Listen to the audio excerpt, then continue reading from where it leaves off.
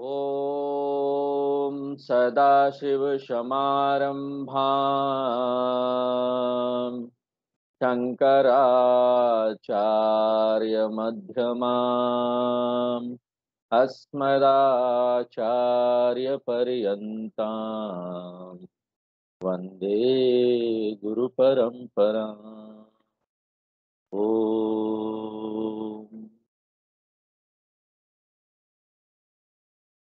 इस बात को स्थापित करने के बाद कि आत्मज्ञान मोक्ष प्राप्त करने का एकमात्र साधन है।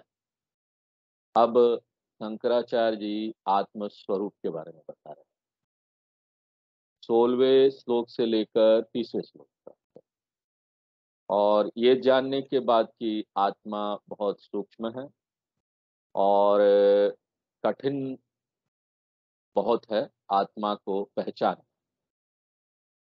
पहली बात है कि आत्मा जो है वो दिखाई नहीं देता और चेतनता के रूप में है, आकाश तत्व की तरह। और दूसरी बात है कि ये जो चेतन सत्ता है वो अलग से देखने के लिए शुद्ध रूप में उपलब्ध नहीं। वो आपको किसी न किसी भौतिक पदार्थ के साथ देखने के लिए उपलब्ध है। शरीर और मन जब यहाँ पर रहता है तो हमको पता चलता है कि एक जीवन तत्व है, आत्मा है, तो वो सूक्ष्म है आकाश की तरह। और ये शरीर और मन के संघात के साथ मिक्स हो गया, मिल मिल गया है। इसलिए इसको अलग-अलग करके देखना, विवेक करना, ये बहुत कठिन काम हो जाता है। तो उसके बाद हमने आपको जो चेतनता के लक्षण हैं वो भी बताएँ कि चेतनता जो है वो कोई भाग नहीं है, उत्पाद नहीं है, गुण नहीं है शरीर का। चेतनता एक स्वतंत्र सत्ता है, शरीर की सीमा तक ही नहीं, शरीर के बाहर भी है। और 17वें श्लोक में शंकराचार्य जी ने बताया कि ये चेतनता सर्वत्र व्याप्त होने के बाद भी सब जगह हमको देखने के लिए उपलब्ध नहीं होता। हर जगह ये अभिव्यक्त नहीं होता। जब शरीर मन का संघात है, कोई माध्यम है, वहीं पर चेतनता आपको देखने को मिलेगा। वहीं पर जीवन तत्व के रूप में ये चेतनता अभिव्यक्त होता है। तो 18वां नंबर श्लोक हम लोग पिछले क्लास में शुरू कर चुके थे। एक बार पढ़ देते हैं। देहेन्द्रियमनोबुद्धि देहेन्द्रियमनोबुद्धि प्रकृतिभ्यो विलक्षणम् प्रकृतिभ्यो विलक्षणम् तद्वृत्तिसाक्षिणं विद्यात् तद्वृत्तिसाक्षिणं विद्यात् आत्मानं राजवत् सदा। आत्मानं राजवत् सदा। और 18वें श्लोक में शंकराचार्य जी ने हमको बताया कि ये जो चेतन सत्ता है वो एक ही तरीके से हम उसको पहचान सकते हैं और एक ही तरीका है। इसको हम वस्तु की तरह से अनुभव नहीं कर सकते, लेकिन एक अनुभवकर्ता की तरह से जान सकते। वो जो यहाँ पर सब चीज का अनुभव कर रहा है, सब चीज का साक्षी है, तो इस तरीके से इसको जान सकते हैं। मैं ऐसा जान सकते हैं, इसका कोई और तरीका नहीं है जानने का। और ये जो तरीका है इसको बोलते हैं दृग दृश्य विवेक। और यही सिद्धांत हम यहाँ पर लागू करने वाले हैं। हम यहाँ पर अलग है उन सब चीजों से जिसका अनुभव हम करते हैं। हम यहाँ पर उन सब चीजों से अलग है जिनका अनुभव हम करते हैं। और वो क्या तर्क क्या है इसके लिए? हम यहाँ पर जो भी अनुभव करते हैं वो वस्तु है और मैं यहाँ पर अनुभव कर रहा हूँ एक अनुभवकर्ता की तरह। और अनुभवकर्ता जो है वो वस्तु से हमेशा अलग होता है। आंखें जो है यहाँ पर पूरी दुनिया को देख सकती है, लेकिन आंख अपने आप को नहीं देख सकती। जिह्वा जो है वो यहाँ पर बहुत सारी चीजों का टेस्ट ले सकती है, लेकिन जिह्वा अपने आप को टेस्ट नहीं कर सकती। आपका फोन है, उसमें बहुत सारे नंबर है, आप सारे नंबर को डायल कर सकते हैं, अपना खुद का नंबर डायल नहीं कर सकते अपने फ़ोन से। एक नंबर को छोड़कर बाकी सब नंबर डायल कर सकते हैं। ट्राई करके देखिए, कभी नहीं होगा। तो ये जो अनुभव करता है ना, उसको हम वस्तुमय करके नहीं देख सकते क्योंकि वस्तु है ही नहीं। अवस्तु अनुभव करता अयम मैं हूँ। और ये जो तरीका है, इसमें हम क्या करते हैं, पहले पूरी दुनिया को नकारते हैं, वस्तु की तरह से। पूरी दुनिया वस्तु है और ये बहुत आसान है, क्योंकि बिना शास्त्र के भी, शास्त्र नहीं पढ़ा, कोई वेदांत नहीं पढ़ा है, तो ऐसे ही बोल सकता है ना, कि हाँ, टेबल रखा हुआ है, ये वस्तु है, मैं इसको देखने वाला हूँ, सब्जेक्ट हूँ। यहाँ पर पंखा चल रहा है, ये वस्तु है और मैं यहाँ अनुभव करता हूँ। ये सब मेरे अनुभव में आ रहा है, मैं एक एक्सपीरियंसर हूँ। इस तरह से आसानी से आप पूरी दुनिया को बोल सकते हैं, ये हम नहीं। लेकिन कठिन काम कहाँ आता है? कठिनता कहाँ लगता है? जब यही बात ना लागू करना होता है शरीर, मन और बुद्धि में, हमारे विचारों में। वहाँ भी हमको वही सिद्धांत को लागू करना पड़ता है कि मैं एक अनुभव करता हूँ और ये एक शरीर है, भौतिक शरीर। अस्थायी रूप से हमको उपलब्ध हुआ है। जागृत अवस्था में हम इस भौतिक शरीर का अनुभव करते हैं और इस भौतिक शरीर से व्यवहार करते हैं। स्वप्न अवस्था में क्या होता है? हम इस भौतिक शरीर को छोड़ देते हैं और स्वप्न अवस्था में एक स्वप्न का भौतिक शरीर आ जाता है।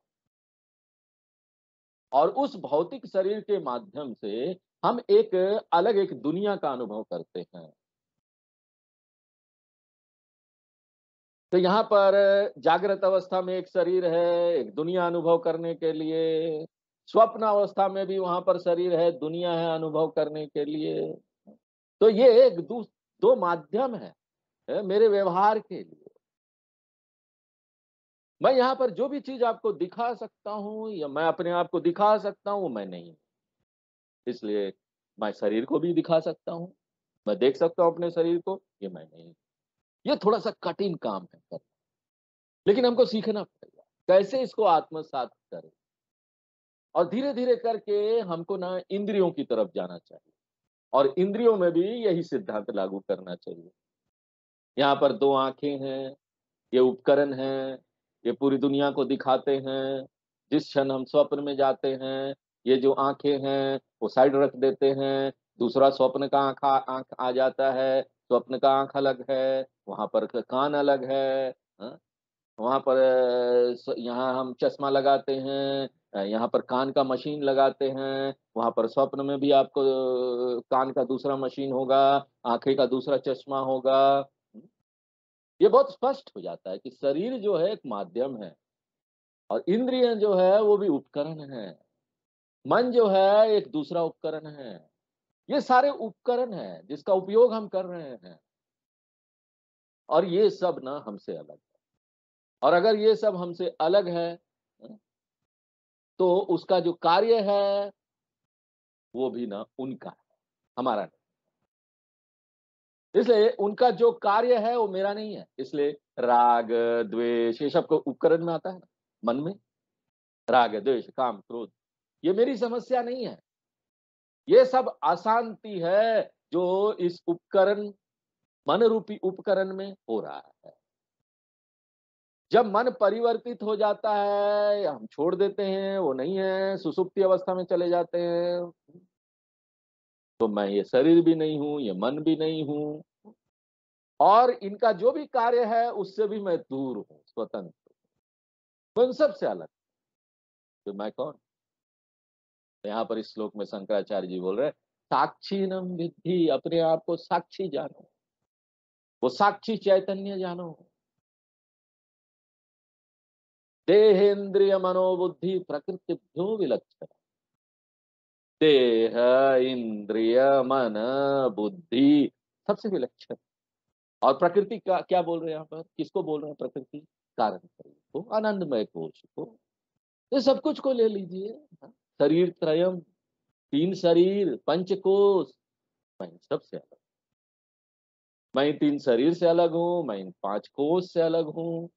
सिर्फ अलग इनसे ही नहीं हूँ, इनका जो कार्य है ना, तद्वृत्ति, इनका जो कार्य है। हमने आपको पिछले क्लास में बताया था कि इस संदर्भ में जो वृत्ति है ना, उसका अनुवाद करेंगे उनका कार्य, उनका फंक्शन क्या है। तद्वृत्ति माने तद, उनका, वृत्ति, उनका फंक्शन, उनका कार्य। बॉडी का फंक्शन, शरीर का फंक्शन, इंद्रिय का क्या कार्य है। यहाँ पर मानसिक कार्य होते हैं, बौद्धिक कार्य होते हैं, ये सब उनका है। मैं तो सिर्फ साक्षी हूँ। इति विद्यात्, ऐसा सीख लो। सीखो कि ना चैतन्य को कैसे हम अपना बना ले, कैसे जान ले कि यही हम हैं। किस तरह से यहाँ उदाहरण दिया गया, राजा की तरह। जैसे राजा है ना, राजा इन सब यहाँ पर अपने आप में स्वतंत्र है। उसी तरह से ये साक्षी है ना, सबसे अपने आप में स्वतंत्र है। राजा के आमने सामने जितने लोग हैं वो राजा पर निर्भर है, लेकिन राजा क्या है, स्वतंत्र है, किसी पर निर्भर नहीं है। इसलिए उसको स्वतंत्र बोलो, ईश्वर बोलो, स्वामी बोलो।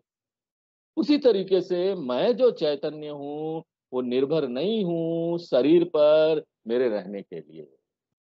मान लीजिए शरीर की मृत्यु हो जाती है, तो यहाँ पर प्रश्न उठता है कि मैं यहाँ शरीर पर निर्भर नहीं हूँ मेरी सत्ता के लिए, मेरे रहने के लिए। शरीर के जाने के बाद क्या मैं नहीं चला जाता? बहुत बहुत सावधान रहिए। मैं चैतन्य हूँ, मैं शरीर पर यहाँ रहने के लिए निर्भर नहीं हूँ। शरीर पर मैं किस लिए निर्भर हूँ? ट्रांजैक्शन के लिए, सिर्फ व्यवहार कर, खाली व्यवहार करने के लिए संसार। इसलिए मृत्यु के समय यहाँ सब कुछ खत्म नहीं होता। मेरा जो व्यवहार है, जो शरीर के माध्यम से मैं कर रहा था, वो खत्म होता है। अगर मेरा व्यवहार खत्म हो जाता है, तब भी ना मैं यहाँ पर रहता हूँ। तो वो कैसा होगा? मान लीजिए शरीर खत्म हो गया, मेरा व्यवहार खत्म हो गया, फिर भी मैं यहाँ, मैं जानना चाहूंगा कैसे, कैसा वो दिखता है। उसके लिए शास्त्र बोलते हैं कि ना आपको ना इसका अनुभव करना। वो क्या है, आप गेस कर सकते। हर दिन आप इसका अनुभव करें। आप जाते हैं ना, नींद में सो जाते हैं ना, वहां पर क्या है, कुछ भी नहीं रहता, फिर भी हम है ना। सुसुप्ति अवस्था में, बहुत गहरी निद्रा में, वो मृत्यु नहीं है, मैं मरता नहीं। अगर सुसुप्ति में लोग मरने लगे तो कोई भी बेड में नहीं जाना, बेड हटा देंगे लोग, बेड गायब दुनिया से। अभी तो हमको बड़ा आनंद आता ना, चलो सोना है, मजा आएगा, सो जाते हैं, खुशी खुशी सोने के लिए चले जाते हैं, क्योंकि हम जानते हैं कि जो हम ये सोने जा रहे हैं वो मेरा अंत नहीं है, मैं मरूंगा नहीं। सोने से मेरा सिर्फ व्यवहार खत्म होता है, मैं कोई किसी से बात कर रहा नहीं, किसी को जान रहा नहीं, सब मन बुद्धि सब लय हो जाता है। उसी तरीके से यहाँ पर मैं निर्भर नहीं हूँ शरीर पर अपने रहने के लिए। इसलिए मैं कौन हूँ? स्वतंत्र हूँ। किसकी तरीके से? राजवत, राजा की तरीके से, किंग की तरीके से। और ये जो राजा शब्द है ना, इसका दो अर्थ है संस्कृत में। एक तो राजा हो गया, और ये धातु रंज से आता है, रंजयति इति राजा। एक अपेक्षा क्या की जाती है एक राजा से? वो अपने प्रजा को खुश रखे, संतुष्ट रखे, अपने नागरिकों को खुश रखे, जितना अच्छा कर सकते हैं करे, ताकि सारे नागरिक खुश हो जाए। रंजनात इति राजा एक अर्थ है। दूसरा अर्थ है राजते प्रकाशते इति राजा, जो एकदम अलग अलग दिख रहा है, जो चमक रहा है। क्यों? अपने व्यक्तित्व की तरह। राजा जब आता है तो अलग थलग दिखता है, उसकी शक्ति के कारण, उसके पास जो सब कुछ है उसके कारण। उसी तरह साक्षी ना राजा है। क्यों? राजते स्वयं प्रकाशते, अपने आप प्रकाशित होता है, इसलिए उसको राजा बोला जा रहा है। हम कौन है? राजा है। ऐसा हमको समझना चाहिए। 19 नंबर श्लोक पढ़ते हैं। व्यापृते स्विन्द्रिये स्वात्मा व्याप्रते स्विन्द्रिय स्वात्मा मत्वा व्यापारी वा विवेकिनाम्। ये दृश्यते ध्रेषु धावतसु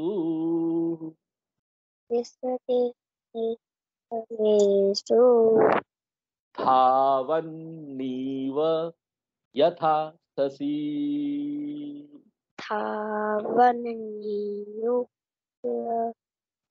यथा शशि। चलो, 11 साल की उम्र में ही तुम आत्मबोध पढ़ रहे हो और श्लोक भी पढ़ रहे हो, बहुत अच्छी बात।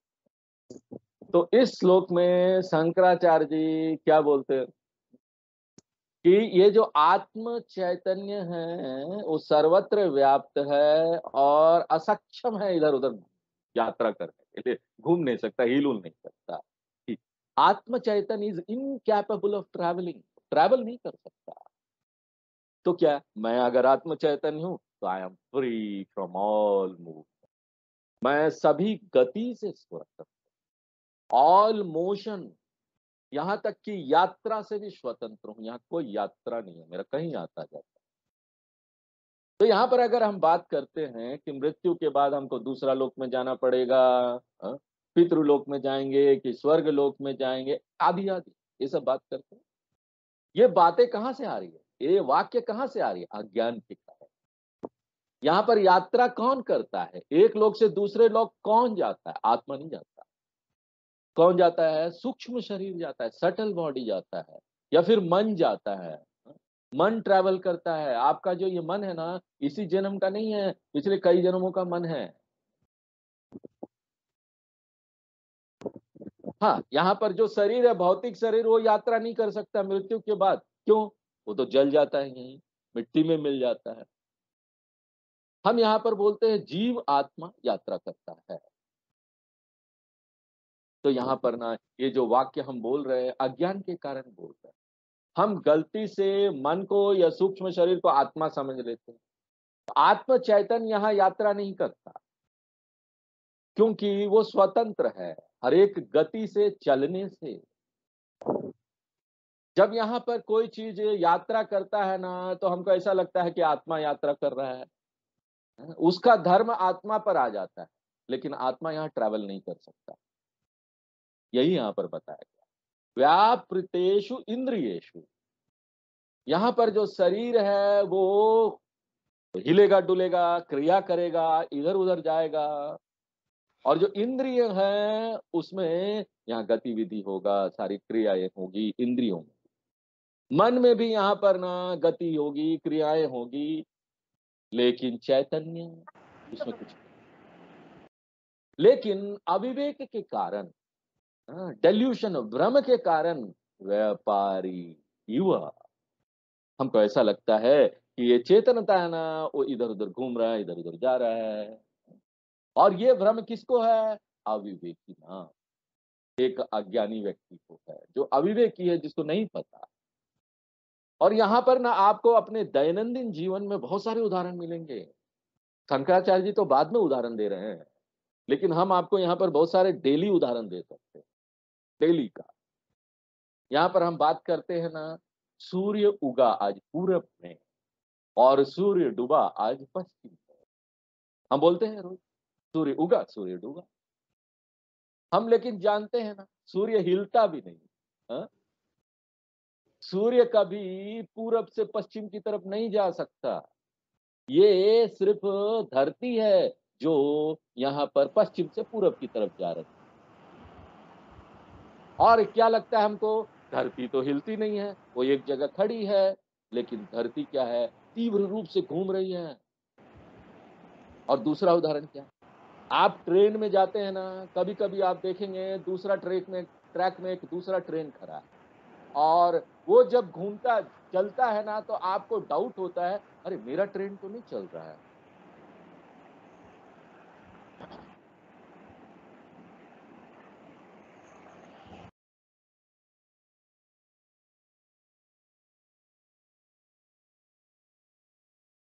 तो यहाँ पर हमको दूसरा ट्रेन को देखकर ऐसा लगता है, भ्रम होता है कि मेरा ट्रेन भाग रहा है। तो यहाँ पर भी हमको भ्रम होता है। और देखिए जब ट्रेन से हम अपने गंतव्य पर पहुंच जाते हैं, स्टेशन पर पहुंच जाते हैं, तो हम ये नहीं बोलते हैं ट्रेन दिल्ली आया, हम क्या बोलते हैं दिल्ली आ गया। और जब हम रोड में चलते हैं तो हम कोई रोड में चलते हैं, यहाँ पर जाते हैं, यहाँ पर इंदिरा नगर से हजरतगंज जाते हैं तो हम बोलते हैं हजरतगंज आ गया, जबकि हजरतगंज थोड़ी ना आता है, हम हजरतगंज पहुंच गए। दिल्ली थोड़ी ना आता है, हम दिल्ली पहुंच गए। तो ये हम एक धर्म दूसरे के धर्म पर आरोपित कर देते हैं। और जब दो चीज एकदम नजदीक है और एक का धर्म दूसरे में हम आरोपित कर दिए हैं, और इस आरोपन का कारण भी है। देखिए पूर्णिमा के दिन क्या होता है, यहाँ पर हम अनुभव करते हैं कि जो ना चंद्रमा है वो आकाश में चल रहा है, चंद्रमा का प्रकाश। यहाँ पर हम चंद्रमा के प्रकाश को भी अनुभव करें, लेकिन चंद्रमा का प्रकाश क्या है? यहाँ पर हमने आपको बताया कि चंद्रमा का प्रकाश तो है ही नहीं, चंद्रमा का अपना प्रकाश है ही नहीं। ये चंद्रमा का प्रकाश क्या है? ये और कुछ नहीं है, ये सूर्य का प्रकाश उसके ऊपर पड़ता है और चंद्रमा से प्रतिबिंबित होकर छिटक कर हमारी तरफ आता है, तो हमको लगता है चंद्रमा प्रकाश दे रहा है। और सूर्य कहाँ कहाँ है? सूर्य का प्रकाश पूरे आकाश, सनलाइट पूरे आकाश, पूरा हर जगह सर्वत्र व्याप्त है, लेकिन हम पहचान नहीं पाते। हर जगह सूर्य का प्रकाश है लेकिन हम पहचान नहीं पाते, क्योंकि हमारे आंखें ना वो नहीं छिटकने वाली, प्रतिबिंबित होने वाली सूर्य के प्रकाश को नहीं देख सकती। इसलिए हम सिर्फ चंद्रमा पर उस प्रकाश को, सूर्य के प्रकाश को चंद्रमा के माध्यम से देख पाते हैं। और फिर क्या होता है, जब चंद्रमा यात्रा करता है एक जगह से दूसरे जगह, एक पॉइंट से दूसरे पॉइंट, तो ऐसा लगता है ना कि प्रकाश भी यात्रा कर रहा है। जबकि सत्य क्या है? सूर्य का प्रकाश तो हर जगह है, वो यात्रा नहीं करता, चंद्रमा जा रहा है। चंद्रमा जहां जहां जा रहा है हमको सूर्य का प्रकाश दिखाई दे रहा है। एक पॉइंट से दूसरी तरह पॉइंट पर चंद्रमा जा रहा है, एक पॉइंट से दूसरी पॉइंट पर हमको सूर्य का प्रकाश दिखा रहा है। यात्रा हो रहा है, वह अभिव्यक्त हो रहा है। एक जगह पहले अभिव्यक्त हो रहा था क्योंकि चंद्रमा था, चंद्रमा दूसरी जगह चला गया तो वहां पर अभिव्यक्त हो रहा है। लेकिन हम गलती क्या करते हैं, हमको लगता है नहीं नहीं प्रकाश यात्रा कर रहा है। यहाँ पर सत्य क्या है?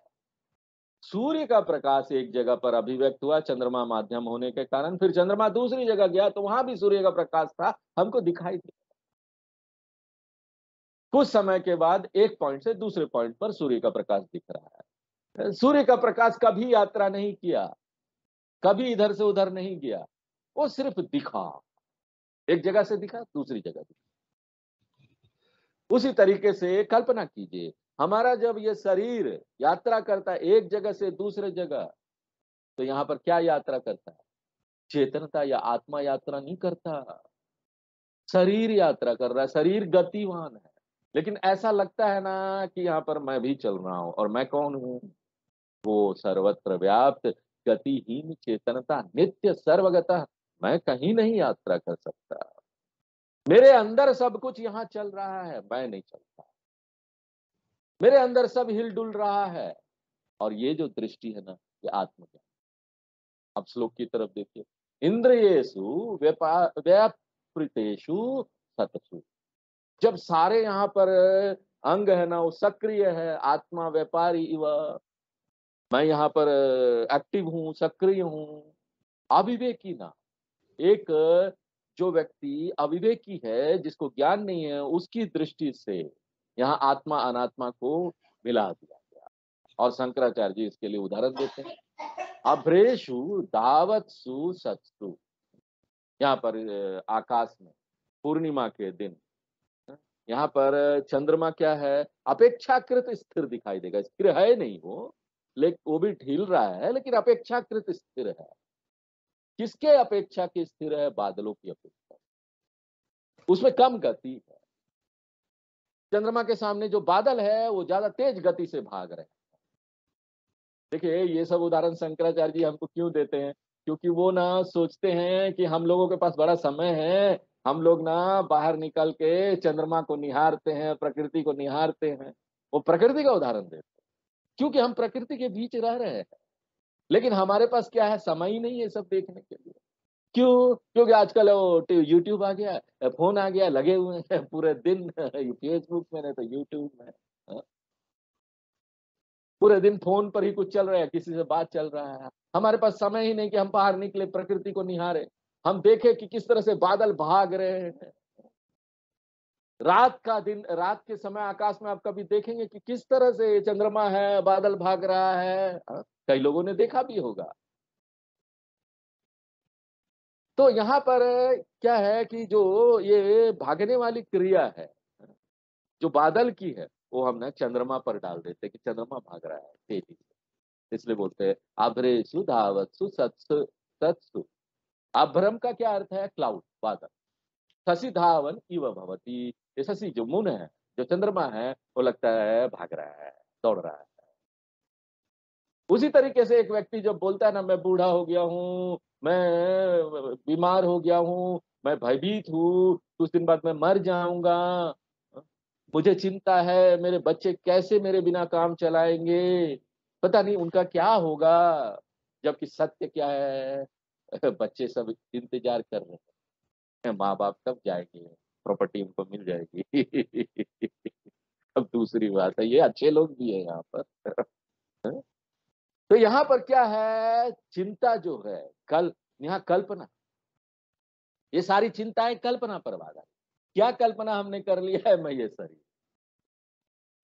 जब यहाँ पर चंद्रमा का हम ये इस तरह का उदाहरण देते हैं तो हमको ना ये जोक लगता है, ये क्या छोटा छोटा उदाहरण है, जोक है, हाँ? मजाक टाइप का लगता है। लेकिन आपको पता है यही सत्य है, यही हमारे रोज का भ्रम भ्रम है, कंफ्यूजन है। हमारी सारे चिंताएं इसी कल्पना पर आधारित है कि हम ये शरीर है, हाँ? मेरा पिताजी ये शरीर है, मेरा माताजी ये शरीर है, मेरी पत्नी ये शरीर है। ये सब इसी कल्पना पर आधारित है। इसलिए शंकराचार्य जी प्रश्न पूछ रहे हैं, कब तुम ये परिवर्तित करने वाले हो, कब तुम इसको बदलने वाले हो, ये मनुष्य, विश्वास करो। आत्म चैतन्यमाश्रित्य आत्मचैतन्य आत्मचैतन्यमाश्रित्य देहेन्द्रियमनोधियः देहे देहेन्द्रिय यम मनोप्रीत प्रिया धिया स्वक्रियार्थेषु वर्तन्ते स्वाक्रिया वर्तन्ते स्वक्रियावर्थेषु वर्तन्ते सूर्या लोकं यथा जनः। सूर्यलोकं यथा जन। तो इससे पहले वाले श्लोक में ये बोला गया कि चेतनता जो है ना, वो परिवर्तित ना होने वाला सत्ता है, वो कोई कार्य नहीं करता। जितने भी कार्य है वो 3 शरीर के हैं या 5 को। तो अगर चेतनता यहाँ कोई भूमिका नहीं करता तो हम उसकी सत्ता को क्यों स्वीकारें? प्रश्न उठता है, क्या जरूरत है उसकी, आत्मा की, चेतनता की? सब काम तो यहाँ शरीर कर रहा है। आप इस इतनी चेतनता की बात ये सब यहाँ क्यों कर रहे हैं? अगर वो कोई भूमिका नहीं करता है तो आप ये क्यों नहीं बोलते कि शरीर काम कर रहा, मन काम कर रहा, इंद्रिय काम कर रही है? आप क्यों इसकी सत्ता को स्वीकार करते हैं? ये तो ऐसा लगता है कि इसका कोई काम ही नहीं है, चेतनता का, आत्मा का। हमने आपको उदाहरण एक दिया था कि एक व्यक्ति है, वो पूछता है कि यहाँ पर उससे पूछा जाता है कि सूर्य ज्यादा महत्वपूर्ण है कि चंद्रमा ज्यादा महत्वपूर्ण? वो बोलता है कि देखिए चंद्रमा महान है। क्यों? क्योंकि चंद्रमा है ना, वो रात को प्रकाश देता है, रात को सब कुछ अंधेरा अंधेरा होता है, तो आपको प्रकाश की जरूरत तो उसी समय पड़ती है। चंद्रमा चमक रहा है, बहुत उपयोगी है। जबकि सूर्य क्या है? सूर्य तो बिना मतलब का दिन में आके प्रकाश देता है। दिन में प्रकाश की क्या जरूरत? हाँ? सूर्य की क्या जरूरत? तो यहाँ पर ना आत्मा कोई भूमिका नहीं निभाता है, आत्मा बस है। तो फिर ऐसी आत्मा की सत्ता को हम क्यों स्वीकारें? उसकी भूमिका क्या है? आप क्यों नहीं ये बोल देते हैं कि आत्मा उत्मा है नहीं, रहने दो। यहाँ पर तो शरीर कार्य कर रहा है, तो यहाँ पर सब काम काम उसमें से खत्म हो गया, हमने स्वीकार कर लिया शरीर काम कर रहा है। क्या क्या क्या भूमिका है? कुछ नहीं है। आप बोल दीजिए यह है नहीं। ये जो चारवाक सिद्धांत है ना, यही है। चारवाक लोग एक दार्शनिक लोग है, चारवाक दार्शनिक, वो आत्मा को स्वीकार एकदम नहीं करते। तो इसके लिए यहाँ पर उत्तर दिया गया। क्या उत्तर दिया गया है? कि आत्मा यहाँ कुछ नहीं करता, लेकिन फिर यहाँ पर सब कुछ होता हुआ हो रहा है। क्यों? आत्मा के रहने मात्र से हो रहा है। आत्मा कुछ नहीं करता, लेकिन उसका रहना यहाँ जरूरी है बाकी सब चीजों के होने के लिए। ये इसी तरीके से है ना, यहाँ पर क्या है, पिक्चर देखने जाते हैं, पीछे पर्दा है ना, वो क्या काम करता है? कोई प्रश्न पूछ सकता है कि पर्दे का क्या काम है? यहाँ पर तो सब काम हीरो आके करता है, विलेन आके करता है। फिल्म में सब कुछ काम वही करता है ना, स्क्रीन का क्या जरूरत? तो स्क्रीन का कोई काम ही नहीं है। अगर स्क्रीन कोई भूमिका नहीं निभाता, पर्दा कोई भूमिका नहीं निभाता है, तो बिना पर्दे के आप कर दीजिए काम, यहाँ पर मूवी दिखा दीजिए, पिक्चर दिखा दीजिए। दक्षिणामूर्ति स्मृति स्तोत्र में शंकराचार्य जी बोलते, विश्वम दर्पण दृश्यमान नगरी तुल्यम निजांतर्गतम पश्यन आत्मनि माया बहिर्भूत भूतम यथा निद्रया। तो यहाँ पर आत्मा कैसा है? कि आकाश की तरह है, वो कुछ नहीं करता, लेकिन उसके रहने मात्र से यहाँ पर सब कुछ हो रहा है। अब इस श्लोक की तरफ देखिए, आत्म चैतन्य माश्रित्य, आत्म चैतन्य के ऊपर आश्रित होकर, डिपेंडिंग अपॉन आत्म चैतन्य एकमात्र, देहेन्द्रिय मनोतीय वर्तते, देह इंद्रिय मन ये सब काम कर रहे हैं, बुद्धि, और ये सब किसमें है? अपना स्वक्रियार्थेषु, अपने अपने क्षेत्र में रहकर ये काम कर रहे हैं। जो आंखें हैं वो किस क्षेत्र में काम करता है? रूप और रंग के।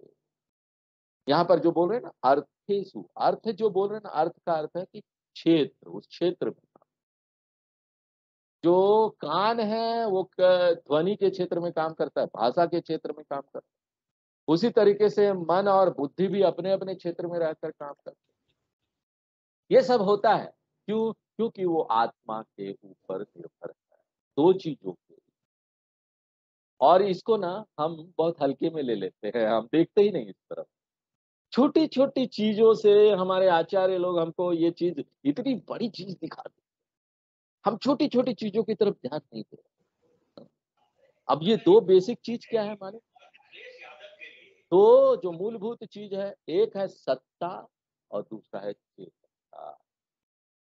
सत्ता और चेतनता दोनों ही आत्मा से लिया गया है। जैसे यहाँ पर स्वप्न का शेर है, स्वप्न का शेर कहाँ से आया? वहां उसका सत्ता कहाँ से है? वो जागृत अवस्था वाले व्यक्ति के कारण है। यहाँ पर जागृत अवस्था वाला व्यक्ति स्वप्न में कोई भूमिका नहीं निभा रहा है, लेकिन फिर भी ये जगा हुआ व्यक्ति बहुत महत्वपूर्ण भूमिका निभाता है सपने के लिए। क्यों? क्योंकि वही सत्ता प्रदान कर रहा है। सपने का जो स्वप्न में आपको शेर दिखाई दे रहा है, ये जागृत अवस्था वाला जो व्यक्ति है वही उसको सत्ता प्रदान कर रहा है। आप कैसे जानते हैं? ये जो शेर है ना, वो सत्ता जागृत अवस्था व्यक्ति से लेता है। कैसे जानते हैं? क्योंकि जिस क्षण आप जगते हैं, ये जो शेर है ना वो गायब करता है, उसकी सत्ता है। चित और सत्य ये उधार लिया गया है, और इसको इसको प्रदान किया गया ये शेर। और शेर स्वप्न में दहाड़ता भी है, मेरे पीछे भागता है, मुझे दौड़ाता है। तो ये शेर का जो सत्ता है, वो यहाँ पर जो जागृत अवस्था वाला अधिष्ठान है उसके द्वारा प्रदान किया गया। इसलिए ये सत्य और चित्त दोनों कहाँ से आ रहा है? आत्म तत्व से आ रहा है। आत्म तत्व के रहने मात्र से सत्ता मिल जाता है, वो हमको दिखता है। आत्म तत्व के रहने मात्र से वो हिल ना सकता। यही चीज आप पूरी ना सृष्टि में लागू कर दीजिए, यही सिद्धांत। ये पूरा जो सृष्टि है ना, वो मुझसे ही सत्ता उधार लेता है, एकमात्र मैं आत्मा से। पूरी दुनिया मेरे से उधार लेती है सत्ता, रहने मात्र के लिए। उनको रहने मात्र के लिए मैं चाहिए, मैं गायब, सब पूरी दुनिया गायब। आत्मा नहीं है, और आत्मा तो गायब हो नहीं सकता, वो है, रहेगा, आगे रहेगा। मैं एकमात्र आत्मा से पूरी दुनिया उधार लेती है, चेतनता भी, सिर्फ सत्ता नहीं, चेतनता भी। और दिलचस्प दिलचस्प बात क्या है कि मंदिर में भगवान है ना, वो आपको आशीर्वाद प्रदान कर पाते हैं प्राण प्रतिष्ठा के बाद। मूर्ति का प्राण प्रतिष्ठा होता है, प्राण प्रतिष्ठा ईश्वर का हुआ, और कौन प्राण प्रतिष्ठा करता है? मैं उसको चेतनता उधार देता हूँ, उस ईश्वर को। मैं वो ब्रह्म चैतन्य एकमात्र, उस ईश्वर को चेतनता प्रदान करता हूँ। आवाहितो भव, सहितो भव, सन्निहितो भव, सन्निरुद्धो भव, मंत्र पढ़ते हैं उस समय। अवगुंठितो भव। उसके बाद 48-50 दिन तक एक मंडल, उसका मंत्र पढ़ा जाता है। कितने सारे चैंटिंग होते हैं, वो सब शक्ति उनको मिलती है। प्राण प्रतिष्ठा होता है मंदिर में, आवाहन करते हैं भगवान का, उसके अंदर आप आ जाओ। जिस तरह से आप बैंक में पैसा जमा करते हैं, बाद में उसको लेते हैं।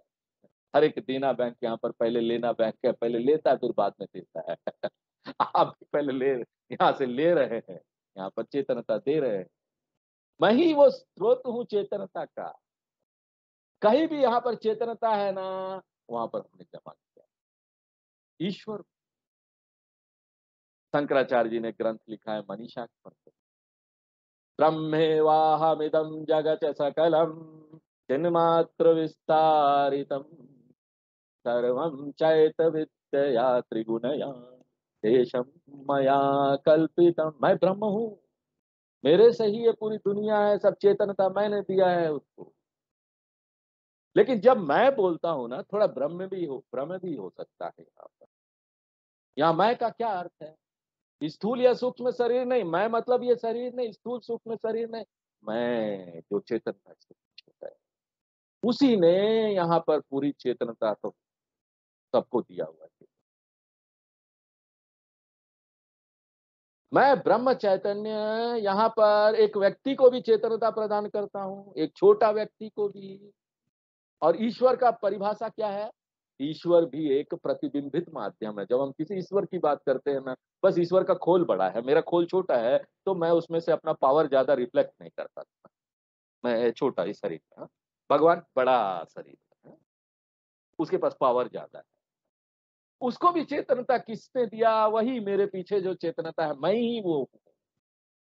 इसलिए जीव में भी जो चेतनता दिख रहा है ना, वो भी मेरा है, मैंने दिया सारे जीवों को। और ईश्वर जो चेतनता दिख रहा है, जो मुझे आशीर्वाद दे रहा है, जो मुझे सब कुछ प्रदान कर रहा है, उसको भी चेतनता मैंने दिया है। डरो मत, ये बोल रहे,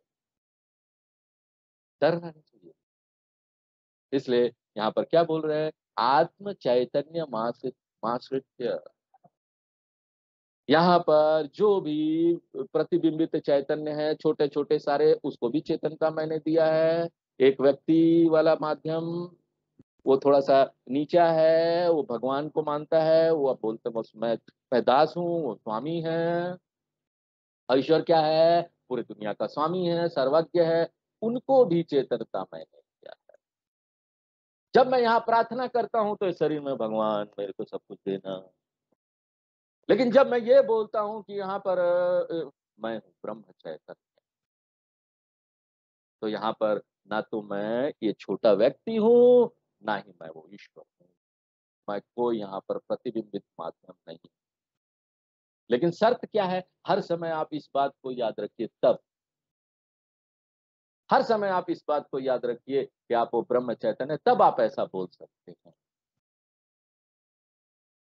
गौड़पादाचार्य जी मांडुक्य कारिका में बोलते हैं, निस्तुतिर निर्नमस्कारो निष्पधाकार एव च चलाचल निकेतश्च यतिर्यादृच्छिको भवे।